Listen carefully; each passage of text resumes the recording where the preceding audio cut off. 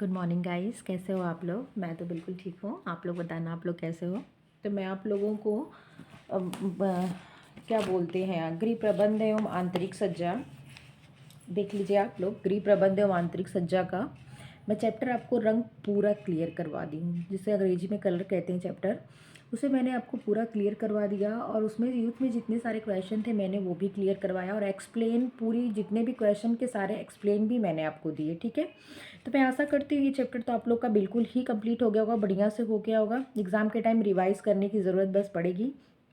आज मैं आपको जो है कि पुष्प व्यवस्था मतलब ये वाला चैप्टर क्लियर करवाना चाहती हूँ, फ्लावर अरेंजमेंट। और मैं आपको बता दे रही हूँ बच्चों कि मुझे जिस बुक में जो टॉपिक सही लगता है, मतलब लगता है कि हाँ इसमें ये ज़्यादा अच्छा मैटर दिया हुआ है, तो वो बुक मैं आपको फिर इस हिसाब से बताती हूँ। ठीक है, क्योंकि मैंने बहुत सारे राइटर की बुक खरीद रखी है आप लोगों के लिए। तो मैं आज आपको पुष्प व्यवस्था वृंदा मैम की बुक से नहीं बता रही, इससे बता रही, फिर कुछ ज़रूरत पड़ेगी तो मैं उससे भी देख लूँगी।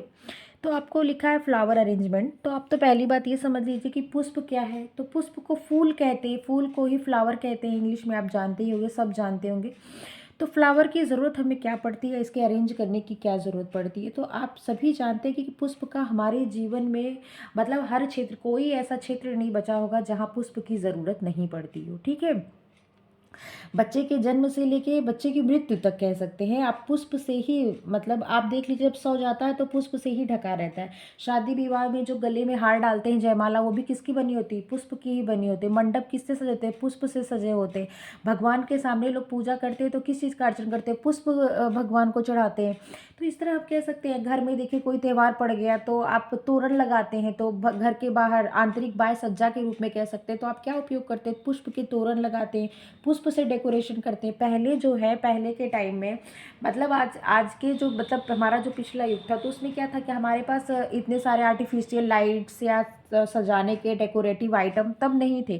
तो लोग क्या करते थे, फूल पत्तियों प्राकृतिक चीज़ों पे डिपेंड थे, उसी से क्या करते थे, चीज़ों को मनोहारी बनाते थे, जो अच्छी लगती थी, हमारे मन को मतलब उल्लासित करती थी। लेकिन आज के टाइम में क्या है, आज के टाइम में अनेक प्रकार की लाइट्स है, अनेक प्रकार की डेकोरेटिव आइटम है, लेकिन आज भी पुष्प की जो छवि है, जो सजाने का तरीका है, वो क्या है, सबसे अनोखा है और सबसे अलग है। मतलब सदियों से लेके आज तक क्या है, पुष्प क्या है, ट्रेंड में है। इसकी कभी, जैसे कहते हैं ना बनारसी साड़ी का फैशन नहीं जाता पुरानी चीज़ों का, वैसे क्या पुष्प भी फैशन से कभी हटा नहीं है। पुष्प की जो डेकोरेशन जो सिस्टम है वो आज भी क्या है, बरकरार है। ठीक है, अब नंबर आता है पुष्प अरेंजमेंट, पुष्प व्यवस्था क्या है। तो देखिए पुष्प व्यवस्था बस आप इतना सा समझ लीजिए कि पुष्प को सजाने में जो आपने कला के तत्व और कला के सिद्धांत जानते हैं ना, जो कला के 7 तत्व होते हैं, रेखा, आकार, नमूना, बनावट, खाली स्थान, प्रकाश। तो ये सब जो क्या बोलते हैं, रंग तत्व और जो सिद्धांत आपको पता है कि प्रपोर्शन होता है, इम्फेसिस है, रिदम है, बैलेंस है। ठीक है, ये सब जो क्या है, सिद्धांत है, इनका उपयोग करके, कला के तत्वों और कला के सिद्धांतों का उपयोग करके फूलों को क्या व्यवस्थित करना। ठीक है, कि किस रेखा में किस मतलब त्रिभुज बना के फूलों को अरेंज करें, कि टहनियाँ लंबी होनी चाहिए, कितने अंश पे झुकी होनी चाहिए, इन चीज़ों का। फूलों में क्या, और रिक्त स्थान थोड़ा होना चाहिए कि ज़्यादा फूलों को भर देना चाहिए। मतलब ऐसे क्या होता है, फूलों के तत्व क्या बोलते हैं, कला के सिद्धांत और कला के तत्वों का उपयोग करते हुए फूलों को अरेंज करना, जो हमारे मन को, मस्तिष्क को क्या करे, आकर्षित करे, हमको अच्छी लगे, वही क्या है, पुष्प विन्यास कह सकते हैं या फ्लावर अरेंजमेंट कर सकते हैं। मैं अपनी भाषा में आपको इतनी चीज़ें बता दी। अब मैं आपको क्या कहती हूँ, बुक वाई मतलब लाइन बाय लाइन बताती हूँ, समझाती हूँ। लिखा है प्रत्येक व्यक्ति के पुष्पों में क्या होती है, रुचि लेता है, प्रत्येक व्यक्ति लेता है। और पुष्प क्या है, पुष्प व्यवस्था क्या है, कला है, विज्ञान नहीं। पुष्प व्यवस्था क्या है, तो ओनली कला है। ठीक है, कुछ व्यक्ति देखकर, सूंघकर, छूकर प्रसन्नता का अनुभव करते हैं, किंतु ऐसा व्यक्ति जिसकी कल्पना शक्ति तीव्र होती है, जो कलाकार हो और प्रयोग करने का उत्सुक हो, वो क्या करते हैं, सुंदर रूप देने की कोशिश करते हैं। यह कला का एक स्वरूप है जिसे प्रत्येक व्यक्ति कर सकता है और आनंद प्राप्त कर सकता है। ठीक है, ये क्या है, पुष्प व्यवस्था की बात कही गई है। तो यहाँ से आप देख लीजिए कि पुष्प व्यवस्था का अर्थ एवं परिभाषा जो लिखी, meaning and definition of flower arrangement. तो पुष्प व्यवस्था का शाब्दिक अर्थ है पुष्पों द्वारा की गई व्यवस्था। पुष्प व्यवस्था का शाब्दिक, ये देखिए क्वेश्चन भी आ सकता है, ये वेरी इंपॉर्टेंट टॉपिक है और पॉइंट है कि पुष्प व्यवस्था का शाब्दिक अर्थ क्या है, तो पुष्पों द्वारा की गई व्यवस्था। बस मात्र इतना सा समझ जाइए कि पुष्पों द्वारा की गई व्यवस्था ये क्या है, पुष्प व्यवस्था है। व्यवस्था शब्द से तात्पर्य विचार पूर्वक किया गया कार्य। देखिए, और आपने समझ लिया पुष्पों की व्यवस्था, तो अब इन दो शब्दों को तोड़ दो। जैसे पुष्प व्यवस्था में एक पुष्प हो गया, दूसरा क्या हो गया, देखिए जैसे मैं आपको यहाँ बताती हूँ, ये दो शब्द हो गया, एक हो गया पुष्प, एक हो गया पुष्प प्लस व्यवस्था। ठीक है, क्या हो गया, व्यवस्था। तो पुष्प का मतलब ही आप जान रहे हो, फ्लावर है जिसे फूल कहते हैं। ठीक है, फूल हो गया। और व्यवस्था का मतलब क्या होता है, विचार पूर्वक कि किस रेखा का उपयोग करें, मतलब विचार पूर्वक की गई व्यवस्था। ठीक है, विचार पूर्वक की गई व्यवस्था ही पुष्प व्यवस्था है।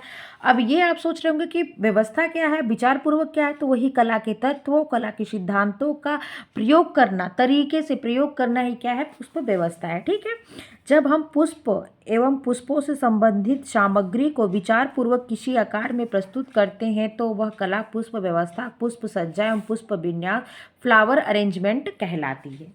समझ आई आपको बात। फूल, पत्तियों, सूखी लकड़ियों एवं अन्य पुष्पों का करीने से सजाकर किसी पात्र में रखना ही क्या है, पुष्प संयोजन है, पुष्प व्यवस्था है। ये किस में कहा गया है, तो वामा मासिक पत्रिका है, उसमें इस बात को कहा गया था। ठीक है, नेक्स्ट परिभाषा दी है विनीता आदय की। इन्होंने कहा था पुष्पों को व्यवस्थित करने से मस्तिष्क को शांति मिलती है और साथ ही प्रतिकूल स्थितियों में धैर्य और साहस की अनुभूति होती है।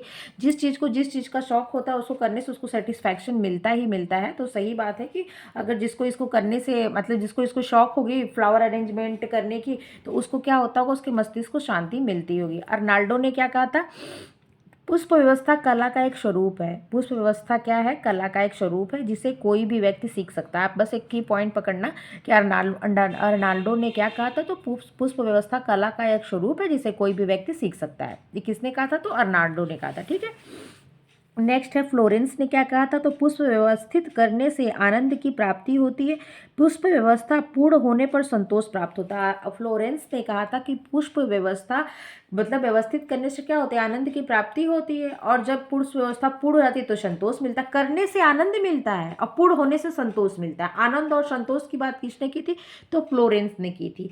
अर्नाल्डो ने क्या कही थी, तो अर्नाल्डो ने कही थी कि ये क्या है, एक कला का एक स्वरूप है जिसे हर व्यक्ति कर सकता है। अर्नाल्डो ने बस इतनी बात कही थी, कला का स्वरूप है जिसे हर व्यक्ति कर सकता है। फ्लोरेंस ने कहा क्या था कि करने से आनंद मिलता है, पूर्ण होने से संतोष मिलता है। किसने कहा था, फ्लोरेंस ने कहा था। और रट महोदय ने क्या कहा था कि पुष्प व्यवस्था को पुष्पों, अन्य पौधे, सामग्रियों और फूलदानों के अनुरूपता युक्त संगठन के रूप में परिभाषित कर सकते हैं जिसमें स्वरूप, पोत और रंगों के मध्य एक रूपता स्थापित की जाती है। स्वरूप जो रूप बनावट हो गया, पोत टेक्सचर हो गया, और रंग देखिए क्या है, कला के तत्व ही तो है। रंगों के मध्य एक रूपता, रट ने क्या किया था, कला के तत्वों का प्रयोग करते हुए एक रूपता या फूलों को सजाने का जो एक तरीका है उसे व्यवस्थित करना, वही क्या कहलाता, पुष्प व्यवस्था कहलाती। किसने कहा था, तो रट महोदय ने कहा था। सुडेल ने क्या कहा था, आज के संदर्भ में पुष्प व्यवस्था से अर्थ है एक ऐसी रचना जिसमें संयोजन, रेखा, स्वरूप और रंगों का सम्मिश्रण हो। सुडेल ने क्या कहा था कि जिसमें रेखा, स्वरूप और रंगों का, देखिए यही बात, ये भी इन्होंने रेखा की बात कही थी और इन्होंने टेक्सचर की बात की थी। बस अंतर दोनों में इतना, रट में और सुडेल में अंतर इतना कर लीजिएगा कि इन्होंने स्वरूप, पोत और रंग की बात की थी और इन्होंने किसी रेखा, स्वरूप और रंग की बात की थी। ठीक है, इन्होंने पोत टेक्सचर की बात करी थी, इन्होंने क्या करी थी, रेखा की बात करती थी। बस आप इतना सा अंतर समझ जाना सुडेल में और रट में। ठीक है, और आप फ्लोरेंस समझ गए, इन्होंने कहा था करने से आनंद मिलता है, पूर्ण होने से संतोष मिलता है। अब आगे देख लीजिए कि अतः पुष्प व्यवस्था हेतु आवश्यक तत्व क्या है। फ्लावर अरेंजमेंट करने में उसके आवश्यक तत्व क्या है, तो एक फूलदान, एक फ्लावर पॉट होना चाहिए, पुष्प एवं पुष्पों से संबंधित सामग्री। पहली बात तो फ्लावर पॉट होना चाहिए, फिर उससे संबंधित सामग्री होनी चाहिए। जैसे होता है ना, पिन होना चाहिए, पिन होल्डर होना चाहिए, नेट होना चाहिए, टेप होना चाहिए। तो ये क्या, उससे संबंधित सामग्री होनी चाहिए। अभिव्यक्ति व आकार, इंप्रेशन एंड फॉर्म, मतलब कैसी आप अभिव्यक्ति करना चाहते हैं, उसे कैसा आकार देना चाहते हैं, ये तत्व है। स्वरूप, पोत और रंगों के मध्य एकरूपता, देखिए स्वरूप, टेक्सचर और रंगों के मध्य क्या है, हार्मनी, ये सिद्धांत हुआ ना। तो एक रूपता का प्रयोग करना, यही क्या इसके तत्व हैं। पहली बात, एक फ्लावर पार्ट, उससे संबंधित समान कैसी अभिव्यक्ति और आकार कर देना है वो, और उन आकारों में जो अभिव्यक्ति और आकार देना है उनमें कला के तत्वों और सिद्धांतों का प्रयोग होना चाहिए। बस इतना ही क्या है, तत्व है। ठीक है, वो भी किसके, पुष्प व्यवस्था के तत्व की बात हो रही है। नेक्स्ट आता है इसके इतिहास की। तो भारत में देखिए, पहली बात देखिए, हर जगह का अलग अलग दिया है। तो आप देख लो, हिस्ट्री में पहले भारत नंबर 1 पे है। मानव ने जब से रंग और खुशबू को पहचाना है तब से वे ही वह फूलों का प्रयोग करने लगा। फूल प्रकृति प्रदत्त एक ऐसा उपहार है जो संपूर्ण विश्व में अपनी खुशबू, अपने सौंदर्य, अपने गुण एवं बहुप्रयोगों के कारण अत्यधिक लोकप्रिय है। भारत में मतलब इसका उपयोग कहाँ हुआ, तो रामायण में, महाभारत में, वेदों में, उपनिषद में फूलों की अनूठी छटा का क्या होता है, उल्लेख होता है। ठीक है, अब फूल क्या करते हैं, संस्कृति, पूर्ण सौभाग्य, मंगल, समृद्धि, आनंद के प्रतीक है। फूल देखिए किसके प्रतीक है, तो पुष्प सौभाग्य के और मंगल के और समृद्धि और आनंद के प्रतीक हैं। ये देखिए इंपॉर्टेंट है। इनका प्रयोग घर एवं मंदिरों की सजावट, बंदरवार, रंगोली, पुष्पगुच्छ आदि के रूप में, तोरण की बात कही गई है, गुच्छ आदि के रूप में किया जाता है। आप सभी जानते हैं भी, दिवाली बीती थी तो लोग ऐसे ही तोरण, रंगोली इत्यादि फूलों से बनाते हैं। जो इजिप्ट देश में देखिए फूल का क्या इतिहास है, पुष्प का, पुष्प अरेंजमेंट का। तो यद्यपि पुष्प व्यवस्था का इतिहास प्रमाणिक एवं क्रमबद्ध नहीं है, इसका जो इतिहास है क्या है, प्रमाणिक और क्रमबद्ध, सिस्टमैटिक नहीं है। तथापि यह माना जाता है कि 3500 ईसा पूर्व मानव ने पौधों में रुचि लेना प्रारंभ कर दिया। मतलब ये कहा गया है कि क्या हुआ, इसका जो इजिप्ट में इसका इतिहास प्रमाणिक और सिस्टमैटिक तो नहीं है, लेकिन 3500 ईसा पूर्व में मानव ने पौधे में, मतलब प्लांट्स में क्या किया, इंटरेस्ट लेना प्रारंभ कर दिया। इजिप्ट के स्तूपों पर पुष्पों एवं पत्तियों की खुदाई की खोज 2400 ईसा पूर्व में हुई थी। स्तूपों पर कई पुष्पों के हार की खुदाई की खोज 1500 ईसा पूर्व में की गई, किंतु वास्तव में पुष्प व्यवस्था की कला का प्रसार बौद्धों के माध्यम से किया गया। ये सब तो ऐसे ही दिया कि भारत में क्या है, इजिप्ट में क्या है। तो इजिप्ट में जो स्तूप होते थे, जब उसकी खुदाई की गई तो उसमें पुष्पों की माला इत्यादि पड़े थे। तो उससे माने कि मतलब मतलब इतने ईसा पूर्व की ये बात होगी, ऐसे यूज़ किया था। लेकिन अगर स्पेसिफिक तौर से देखें तो जो कला, पुष्प व्यवस्था का जो कला का प्रसार किया है, जन्म किसने किया, बौद्धों ने किया। ठीक है, देखिए यहाँ से इंपॉर्टेंट है चाइना, जिसे चीन लिखा हुआ है।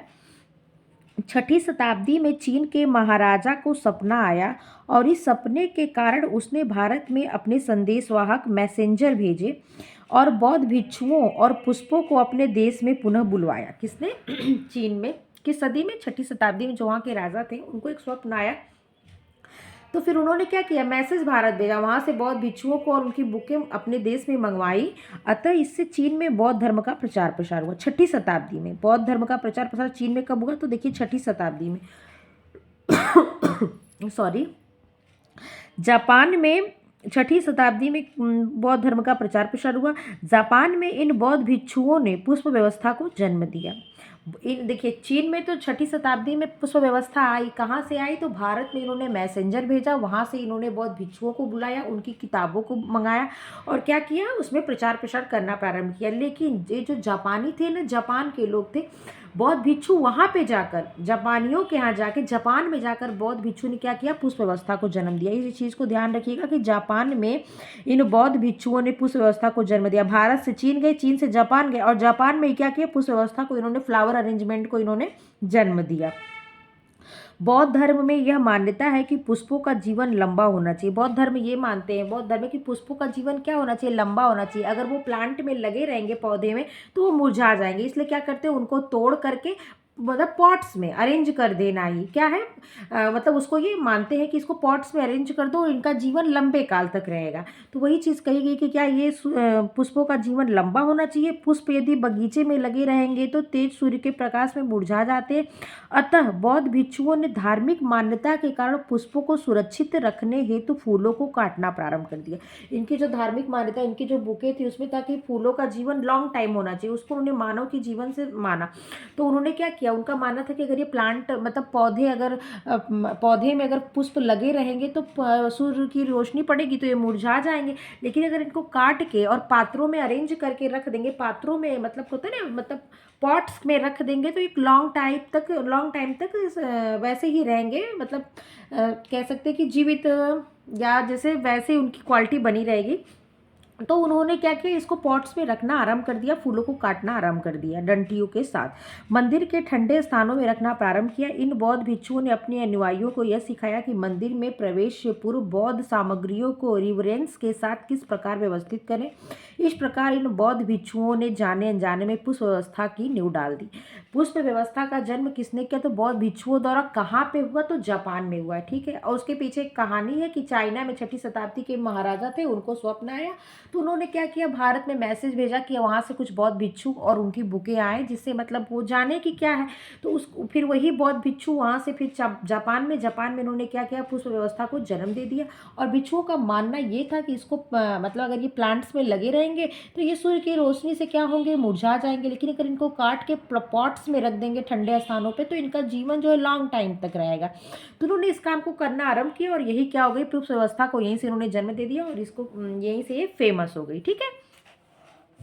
नेक्स्ट आता है जापान। 16वीं शताब्दी में जापानियों द्वारा बौद्ध धर्म स्वीकार कर लेने के बाद जापानियों ने क्या किया, 16वीं शताब्दी में जापानियों ने जब बौद्ध धर्म स्वीकार कर लिया उसके बाद अपने धार्मिक कार्यों में इसका प्रयोग किया जाने लगा। ये धार्मिक जो ये पुष्प अरेंजमेंट था ये इनके धर्म से ही संबंधित था, क्योंकि जो कहने का मतलब जब ये इनका था कि अब जो आप अपने मठों में जाओ इत्यादि तो पुष्प लेके जाओ, उसको अरेंज करो, तो यही इनके धर्म से ही संबंधित था। तो इसलिए क्या हुआ, इसको इन्होंने अपने मतलब जब धर्म में जोड़ लिया तो भाई इसका ये उपयोग करने लगे। यद्यपि जापानी लोग पहले से ही कला में निपुण थे, फिर भी उन्होंने इस कला को पूर्ण रूपेण आत्मसात कर लिया, मतलब अपने में धारण कर लिया, अपने में समाहित कर लिया। यह सज्जा मंदिरों से आगे बढ़कर शाही परिवारों से होती हुई जनसाधारण में भी लोकप्रिय हो गई। पहले देखिए ये क्या हुई, ये पहले मठों में जापानियों ने इसको जन्म दिया, जब जापान में इसका जन्म हुआ, किसने दिया, तो बौद्ध भिक्षु ने इसका मतलब इसको स्टार्ट किया। और कैसे हुआ, तो इसको काट के प्लांट में उसको पॉट्स में रखने लगे, ठंडे स्थानों पे रखने लगे, भगवान जहाँ इनके धार्मिक स्थलों पे इसको रखने लगे। क्यों रखने लगे, क्योंकि इसका जीवन लॉन्ग रहेगा। इस तरह क्या हुआ, प्लांट्स मतलब फ्लावर अरेंजमेंट का विकास हुआ। फिर जापानी क्या हुआ, जब 16वीं शताब्दी में जापानियों ने जब बौद्ध धर्म स्वीकार कर लिया तो जब वो फ्लावर अरेंजमेंट तो इनके पहले से इनकी व्यवस्था में आ गई थी, इसको इन्होंने क्या किया, आत्मसात कर लिया। और फिर ये वहाँ से मंदिरों में गई, मंदिरों से शाही परिवारों फैमिलीज में गई, जो बड़े बड़े शाही राजा महाराजा होते थे वहाँ गई, फिर धीरे धीरे जनसाधारण में भी लोकप्रिय हो गई, ठीक है। जापानियों ने इस कला का विकास उच्च स्तर पर किया और उन्होंने पुष्प व्यवस्था के कई विभिन्न स्कूल खोले। इन्होंने इस कला के क्षेत्र का प्रभाव पूरे विश्व में फैलाया, ठीक है। समझ गए आप। तो पुष्प व्यवस्था का मतलब जन्म कौन दिया, तो जापानियों ने दिया। किसके थ्रू, तो बौद्ध भिक्षु थे जो वो उन्होंने दिया। नेक्स्ट है यूरोप। 16वीं शताब्दी में यूरोपियन कलाकारों द्वारा बनाए गए चित्रों में सामूहिक पुष्प व्यवस्था की झलक देखने को मिलती है, जो कि वर्तमान समय की अमेरिकन शैली को प्रभावित करती है। प्राचीन समय में भिक्षुओं द्वारा पुष्प व्यवस्था का विकास किया गया, जबकि यूरोप में कार्ट द्वारा इसका जन्म हुआ। देखिए, प्राचीन समय में भिक्षुओं द्वारा पुष्प व्यवस्था का विकास किया गया, यूरोप में किसके द्वारा किया गया, तो कार्ट द्वारा किया गया। देखिए वेरी इंपॉर्टेंट है, किसके द्वारा किया गया, कार्ट द्वारा किया गया, ठीक है। और कब हुआ, तो वहाँ भी 16वीं शताब्दी में हुआ। संयुक्त राज्य अमेरिका में इस कला का विकास स्वयं व्यक्तियों द्वारा किया गया। वहाँ पे देखिए किसी के द्वारा नहीं, यूरोप में कार्ट के द्वारा किया गया, जापान में भिक्षुओं के द्वारा किया गया, ऐसे आप समझ रहे हैं। लेकिन अमेरिका में किसी के द्वारा नहीं, स्वयं व्यक्तियों ने किया, कला के अध्यापकों। क्योंकि जापानियों ने क्या किया था, इसको स्कूली शिक्षा में मतलब एक समाहित कर दिया, स्कूली शिक्षा में इंपॉर्टेंट इसकी डाल दी, मतलब इसका महत्व बता दिया और स्कूली शिक्षा में प्रयोग होने लगा। तो जब कोई चीज़ आप पढ़ाई जाएगी, चीज़ें बताई जाएगी, तो क्या होती है, वो आम जनता तक पहुंच जाती है, वो नॉर्मल चीज़ हो जाती है। तो ऐसे क्या हुआ, जो वहाँ के अमेरिका के स्वयं जो व्यक्ति वहाँ के निवासी थे वो स्वयं ही इसका वो कर दिए, मतलब कैसे फ्लावर अरेंज करते हैं। कला के अध्यापकों एवं उद्यान क्लबों ने इसमें काफ़ी योगदान दिया और इस संस्कृति में रुचि में वृद्धि की। उद्यान क्लबों द्वारा पुष्प विन्यास के अध्ययन पाठ्यक्रम आयोजित किए जाते थे और कई प्रदर्शनियों के माध्यम से बड़े बड़े शहरों व गाँव में इस संबंध में ज्ञान एवं रुचि विकसित की जाती थी। भारत में भी आजकल इस कला का अत्यधिक विकास हो रहा है। स्थान स्थान पर इसके पाठ्यक्रमों द्वारा इस कला को सिखाया जाता है। पत्र पत्रिकाओं के माध्यम से जनजीवन में इसके महत्व के बारे में बताया जाता है। आजकल यह आंतरिक सज्जा का एक अनिवार्य महत्वपूर्ण अंग बन गया। क्या, पुष्प व्यवस्था क्या हो गया है, आंतरिक सज्जा इंटीरियर डेकोरेशन का क्या हो गया, एक अंग बन गया है। 19वीं शताब्दी के प्रारंभ से विशेष रूप से ऐसे फूलदान बनने लगे। कब से? 19वीं शती जब प्रारंभ हुई तब से, जिसमें पुष्प सज्जा की जाती थी। पुष्प सज्जा के लिए फूलदान कब से बनने लगे? तो 19वीं शताब्दी के प्रारंभ से।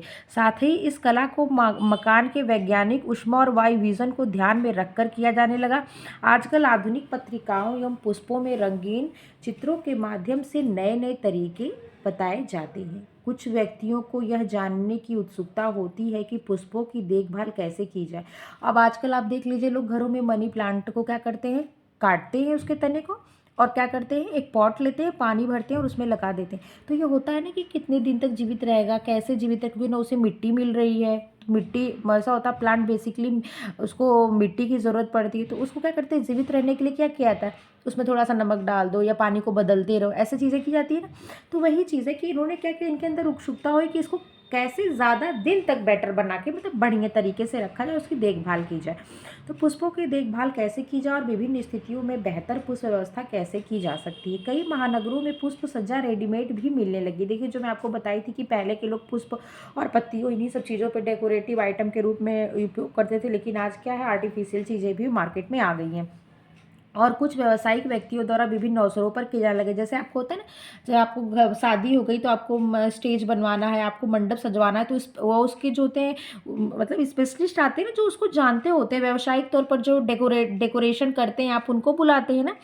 तो वही चीज़ है कि अब देखा, व्यावसायिक तरीके से इसका उपयोग होने लगा है। पुष्प सज्जा कला का ऐसा क्षेत्र है जिसमें कोई व्यक्ति अध्ययन और अनुभव द्वारा इस रचनात्मक योग्यता का विकास कर सकता है। यह सांस्कृतिक विकास का एक साधन है जिसे बिना गृह कार्य में बाधा डाले कोई भी गृहिणी सीख सकती है। इस कला के विकास में आर्थिक पक्ष बाधक नहीं है।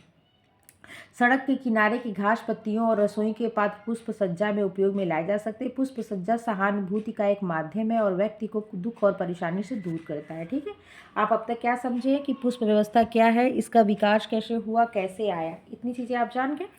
अब आगे देख लीजिए, लिखा हुआ है कि पुष्प सज्जा का महत्व क्या है, इंपॉर्टेंस ऑफ फ्लावर अरेंजमेंट। तो आप देख लीजिए कि पुष्प को हमारे दैनिक जीवन में अत्यधिक महत्व है। पुष्प सज्जा का महत्व निम्न है। स्वास्थ्य के दृष्टिकोण से, जैसे पुष्प को क्या होता है, स्वास्थ्य के दृष्टिकोण से अच्छा ऐसे मानते हैं। पहली बात तो ये आपके मनोभाव को बदलेगा। जैसे होता है ना, हमारे आसपास लिखिए, आप हॉस्पिटल वगैरह में एक फ्लावर्स पॉट्स रखे रहते हैं, उसमें फ्लावर्स एक दो जैसे गुलदस्ते रखे जाते हैं, या अगर आप बीमार हैं, लोग मिलने जाते हैं तो फूल के गुच्छे लेके जाते हैं। क्यों? क्योंकि हमारे मनोभाव, लोग कहते हैं ना, अगर आपका मन स्वस्थ है तो आपका शरीर भी स्वस्थ रहेगा। तो एक तो इस तरह से ये हमारे स्वास्थ्य के दृष्टिकोण से अच्छा हुआ। और नेक्स्ट क्या होता है, ये ताज़ी हवा, ये सब की इसमें प्रवृत्ति होती है ना, इसमें स्मेल अच्छी होती है, जिससे हमारा मन क्या होता है, अच्छा फील करता है। और कुछ पुष्पों के पुष्पदल जैसे चमेली, गुलाब आदि थके हुए मस्तिष्क को ताजगी प्रदान करते हैं, निराशा के क्षणों में मूड को बदलने में सहायक होते हैं। समझ के, स्वास्थ्य के दृष्टिकोण से ऐसे ये इंपॉर्टेंस है। नेक्स्ट है सौंदर्य के दृष्टिकोण से। तो इसका क्या होता है कि पुष्प जीवन में खुशियाँ और आनंद प्रदान करते हैं। उसका क्या हमारे जीवन पे बहुत ज़्यादा असर होता है। जैसे देखिए, लिखा है, जैसे कुछ पुष्प से डेजी आदि की ओर यदि देखा जाए तो ऐसा लगता है कि वे हमारी ओर देख रहे हैं। जब हम उद्यान में घूमते हैं तो पुष्पों के चमकदार रंगों को देखकर हमें अकेलापन और निरसता नहीं लगती है। ठीक है, नेक्स्ट है मनोवैज्ञानिक दृष्टिकोण से। यही चीज़ें क्या है, हमारे मन मस्तिष्क पर जैसा प्रभाव डालेंगी वही मनोवैज्ञानिक दृष्टिकोण हो गया। नेक्स्ट है सजावट के दृष्टिकोण से। तो ये डेकोरेटिव आइटम में ही तो फ्लावर अरेंजमेंट तो इसीलिए किया जाता है, डेकोरेशन के लिए। तो आप समझ गए। व्यक्तित्व के दृष्टिकोण से तो देख लीजिए, सज्जा में सुंदरता के साथ व्यक्तित्व भी होता है। पुष्प सज्जा करने वाले व्यक्ति प्रैक्टिस के द्वारा अपने स्वयं के मूड को संगठन और व्यक्त कर सकता है। मतलब आपके व्यक्तित्व, आपकी पर्सनालिटी को चेंज करता है। संतुष्टि की दृष्टि, आपको अगर ये सब काम करेंगे, आपने पढ़ी थी ना फ्लोरेंस की परिभाषा, करने से आनंद मिलता है और पूर्ण होने से संतोष मिलता है। तो करने से आनंद मिलता है, पूर्ण होने से संतुष्टि मिलती है। आर्थिक दृष्टि से देखिए, आजकल फ्लावर अरेंजमेंट क्या हो गया, फूड फ्लावर डेकोरेशन क्या हो गया, ये एक व्यवसाय हो गया है। तो जो इसको कह सकते हैं कि जो इसको मतलब व्यावसायिक तौर से जब जो इसे करने आते हैं तो वो उसके बदले में हमसे पैसा लेते हैं, अर्थ लेते हैं, एक और मतलब होता है ना। तो वही क्या हो गया, आर्थिक दृष्टिकोण से ये हमारे लिए इंपॉर्टेंस हो गया। अब देख लीजिए, पुष्प सज्जा की कुछ शैलियाँ हैं, जैसे स्टाइल ऑफ फ्लावर अरेंजमेंट की, मतलब अमेरिकन शैली क्या करता है, कोलोनियल शैली, फेडरल क्या होता है, जापानी क्या होता है, और आधुनिक प्रेजेंट टाइम में क्या है, तो उनके बारे में दिया होता है। तो ये 5 प्रकार की है। पहले नंबर पे क्या है, प्रारंभिक अमेरिकन, अर्लियर अमेरिकन। दूसरा है कोलोनियल या 18वीं शताब्दी की शैली। देखिए, कोलोनियल शैली को ही क्या कहते हैं, 18वीं शताब्दी की शैली का फ्लावर अरेंजमेंट कह सकते हैं या कोलोनियल कह सकते हैं, इस चीज़ को आप याद रखिएगा। नेक्स्ट आता है फेडरल क्लासिकल, उसके बाद जापानी शैली, और नेक्स्ट आता है आधुनिक या 20वीं सदी की शैली। ठीक है, तो आप चलिए देखते हैं प्रारंभिक अमेरिकन में क्या था। तो इस शैली में तांबे का फूलदान उपयोग में लाया जाता था। जो प्रारंभिक अमेरिकन क्या करते थे, वो तांबे के फूलदान, जो पॉट्स होता था, वो तांबे का उपयोग करते थे। परंपरागत बाल्टी के समान व्यवस्था की जाती थी। इसमें बड़े फूलों का उपयोग किया जाता था। अमेरिकन फर्नीचर या देशीय फर्नीचर के साथ इस प्रकार की शैली की व्यवस्था होती थी। अमेरिकन क्या करते थे, तांबे के फूलदान का प्रयोग करते थे। वो कैसा दिखने में लगता था, तो बाल्टी के समान लगता था, और क्या होता था, बड़े फूलों का उपयोग उसमें वो करते थे। बस इतनी सी बात है।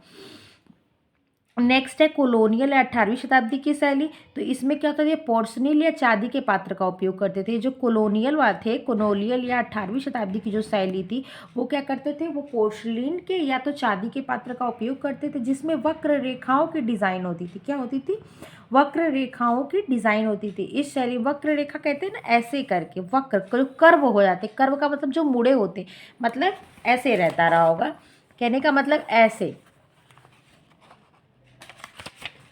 वक्र का मतलब क्या होता है, कर्व, कोई चीज़ें ऐसी होती है ना, जब यहाँ से ये मुड़ जाती है तो ये ऐसे ही रहती होगी। इसकी डिज़ाइन क्या होती होगी, ऐसी। किस सदी की, तो 18वीं सदी आप कह सकते हैं, और क्या कह सकते हैं, तो कोलोनियल कह सकते हैं। ठीक है, कोलोनियल भी कह सकते हैं। तो वो कैसी थी, तो वक्र के समान थी। और किसके प्रयोग किए थे, तो पोर्सलिन या चांदी के पात्र का उपयोग किया जाता था।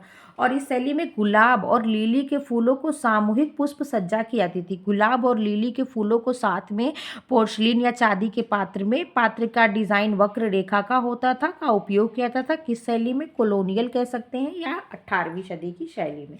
नेक्स्ट आता है फेडरल क्लासिकल शैली। तो इसमें हत्थे वाले प्याले नुमा फूलदान, ये देख रहे हैं आप, ये हत्थे नुमा, प्याले नुमा और हत्था लगा हुआ है। किस शैली का है, तो आप कोलोनियल भी कह सकते हो।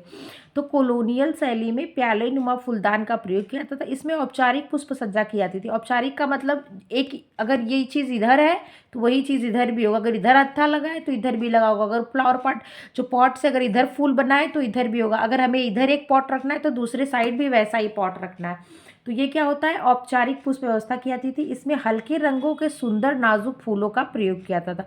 फेडरल क्लासिकल शैली में कैसे फूलों का प्रयोग किया जाता था, तो हल्के रंग के और नाजुक, जो सॉफ्ट देखने में लगते थे, जैसे गुलाब, डेल्फिनियस और सफ़ेद स्टॉक फूलों का। ठीक है, नेक्स्ट आता है जापानी शैली।